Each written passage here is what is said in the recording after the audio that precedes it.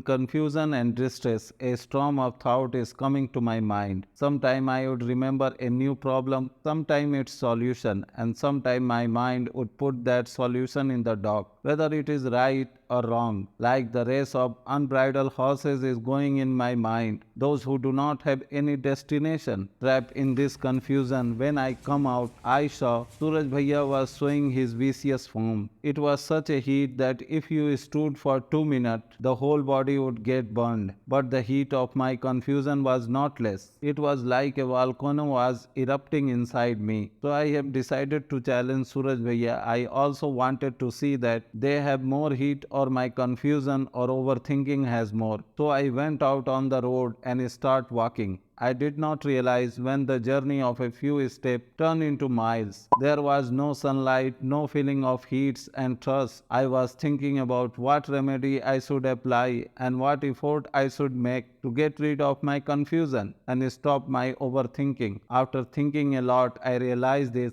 that the reason for my thoughts today it was yesterday. Regret not being able to do anything, regret the mistake I made, and have some other complaints. Somehow it was affecting me today, and I believe this. The most of us are troubled by our past, and to solve this problem, we think too much. This is the biggest reason for thinking more. We want to fix yesterday in our today. If there is any mistake, we want to rectify it today, and if we could not do anything at that time, we want to complete it today, but we forget that neither that era nor that time will come. What matters to us yesterday, it has no meaning today. Like the job that mattered to me yesterday, today after turning 40, it means nothing to me because neither will I be able to fulfill its eligibility criteria, nor will I be able to live the student life. Today my family is more important to me than my dream. So come out from your yesterday and learn to live in today. Whatever possibility you have today, you should find your destiny in it. So I always say, past is not for exclusion. The past is for analysis. When I come out from this confusion, another confusion surrounded me. I have to send children to good school. House have to be bought and some money has to be saved for the future. And the biggest thing is to save my job as well.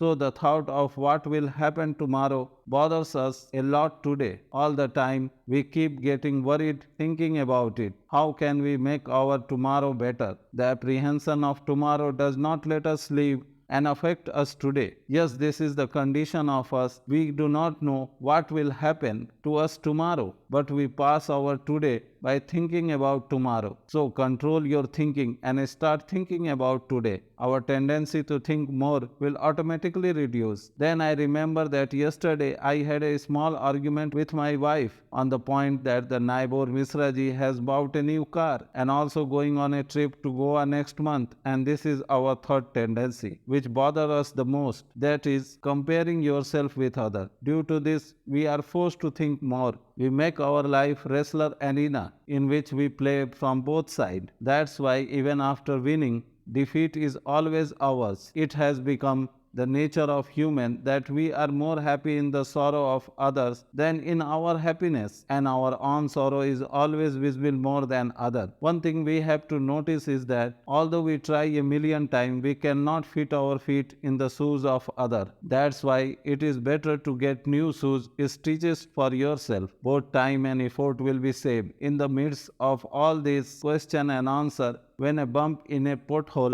on the road made me realize about myself, then I realized what I was doing on the hot afternoon. But now the curiosity about this was in my mind. What should I do with these thoughts now? If I keep it inside, it will become an atomic bomb. And if I take it out, how can I take it out? With all this uproar, I turned towards home, and when I reached home, my wife was waiting at the door. There were many questions in her eyes, which were about to explode on me like a bomb. She said, "You have gone mad. Whither did you go on this harsh afternoon?" I did not think it was right to answer her, because now I was not left fit to face the Second World War. One was already running in my mind. I said softly to her, "Please give me a glass of water. It would be a great kindness." I do not know why my wife, looking calm and did not ask me more questions. I quietly sat down at my study table because my question and answer were in my mind.